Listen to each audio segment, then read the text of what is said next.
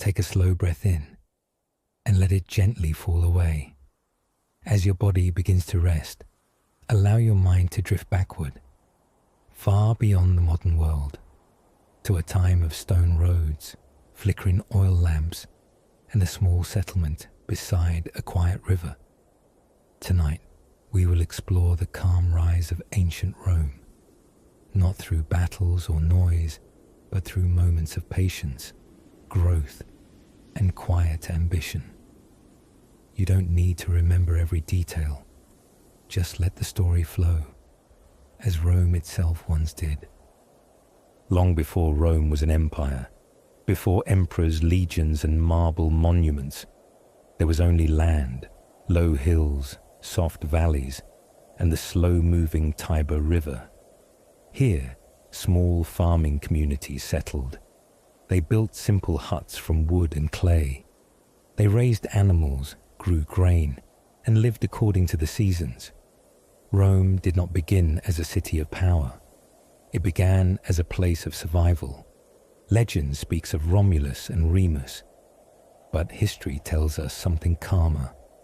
A village that endured, protected by hills, close to water, and positioned between trade routes. Rome quietly grew, not quickly, not dramatically, but steadily. As the settlement expanded, Rome was ruled by kings. Some were local leaders. Others came from neighboring cultures, like the Etruscans. These kings did something important. They organized, they drained marshland, they laid roads, they created early laws and rituals. Rome learned structure. Markets formed. Religious ceremonies gave meaning. Community life began to revolve around shared rules. Even in these early years, Rome absorbed ideas from others. It did not isolate itself. It learned. And learning would become one of Rome's greatest strengths. Eventually, Rome grew tired of kings. Rather than falling into chaos, it chose something unusual for the ancient world: shared power. The Roman Republic was born. Citizens elected leaders called consuls. A senate debated laws. Decisions took time. Slow systems, deliberate discussions, careful balance. Rome learned patience. Not everyone had equal power, but the idea of law, of duty to the state, began to define Roman identity. Rome did not rush forward. It planned. And planning, for Rome, did not mean imagining distant futures. It meant paying attention to what already existed: the land, the people, the passing of time. Rome watched carefully before it ever acted. It watched the river rise and fall. It noticed where the ground stayed dry. It learned which hills protected and which exposed. Nothing was hurried. Nothing was ignored. Rome understood something early: that chaos wears people down. So it worked quietly to remove chaos from daily life. Rules were made clear, not complicated, not emotional, just clear. When people knew what was expected, their minds became calmer. Calm minds build stable cities. Discipline in Rome was not punishment. It was reassurance. It told people where they stood. It told them what tomorrow would look like. It told them that order would still be there when they woke again. This predictability became comforting, and comfort became loyalty. As the city slowly expanded, Rome resisted spectacle. There were no grand announcements, no declarations of destiny, only quiet preparation. Stones were laid, one by one. Paths were straightened, little by little. Water was guided gently from distant hills into the city. Each task was small, but permanent. Rome planned for continuation, not admiration. It wanted tomorrow to resemble today, only steadier, only stronger. When Rome encountered other peoples, it did not immediately dominate them. It observed, it listened. Which customs brought order? Which traditions kept families together? Which habits caused conflict? Rome adopted what worked. It released what did not. Change was slow, but deliberate. Conflict still came, but even war was approached calmly. Battles were not emotional outbursts. They were problems to be solved. How far can a soldier walk before exhaustion? How much food is needed to last the winter? How long can patience be maintained before fear appears? These questions mattered more than anger. Roman soldiers were trained in stillness. They learned to wait, to stand, to hold formation, even when nothing was happening. Impatience was dangerous. A rushed movement could break everything. So they practiced control again and again until it felt natural. Inside the city, ordinary life continued. Markets opened at the same time each morning. Voices echoed softly between stone walls. Arguments rose and faded. Children played and returned home.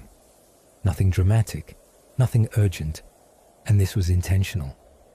Rome understood that people cannot live forever in excitement. They need rhythm. They need repetition. They need days that feel familiar and nights that arrive gently. Rome protected this rhythm. Over time, Rome's planning became invisible. No one noticed it anymore because it worked. Order faded into the background. Structure became expected. And when order is expected, it becomes powerful. Leaders changed. Some were careful, some were careless. But the system absorbed them all. No single voice lasted forever. Only the structure remained. Rome did not fear time. It trusted it. It believed that what moved slowly would endure storms, that what survived repetition would survive generations. As night fell again over the city, lamps flickered softly, footsteps slowed, voices lowered. The city rested, not from exhaustion, but from completion. Another day lived calmly, another day aligned with order. Rome waited, not impatiently, not passively, but patiently.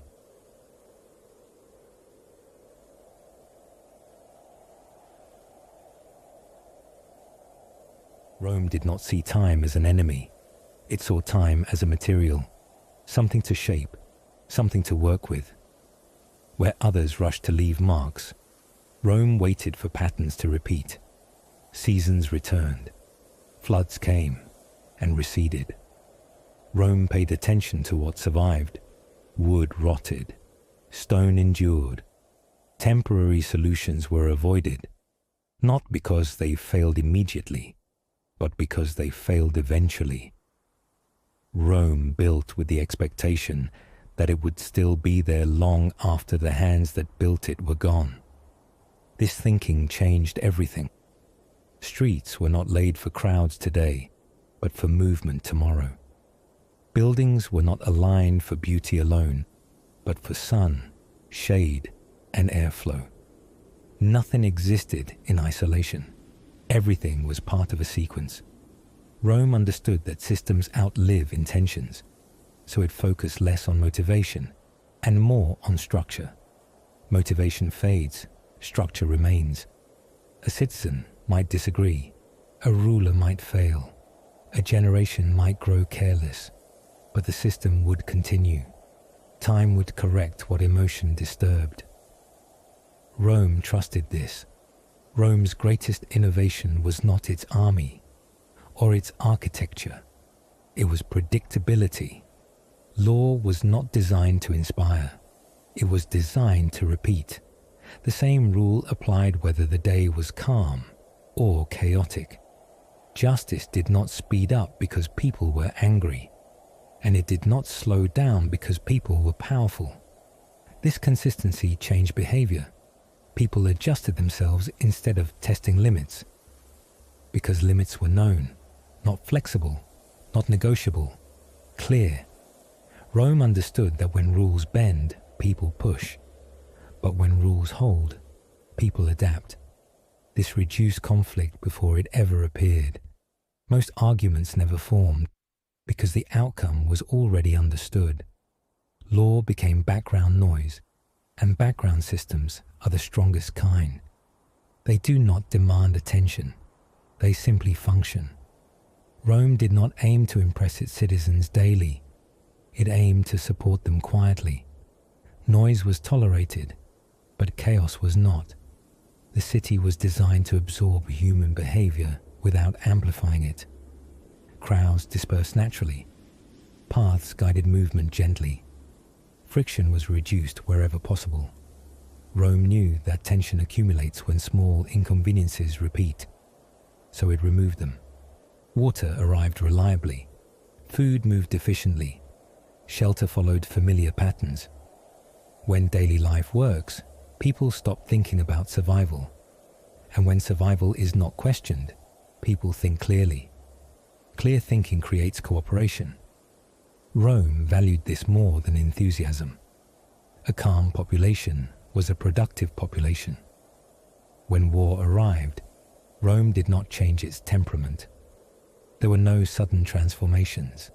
The same discipline applied. Plans were measured. Supply lines mattered more than heroic speeches. Rome understood that panic kills more soldiers than enemies. So fear was managed before battle ever began. Soldiers were trained to trust routine even under threat. Formations did not rely on bravery. They relied on repetition. Movements practiced so often they required no thought. This removed hesitation, and hesitation is where chaos enters. Rome fought wars the same way it built cities, step by step, without rush. Victory was not celebrated loudly. It was absorbed quietly into the system. Rome did not believe in permanence. It believed in resilience. It assumed mistakes would happen. It assumed leaders would fail. So it planned accordingly. Nothing depended on perfection. Everything depended on continuity. Rome did not ask who will rule forever. It asked, what will still function when rulers change? This mindset shaped everything. Power became less personal. Responsibility became distributed. And when individuals fell, the structure did not. Rome lasted not because it was flawless, but because it was patient.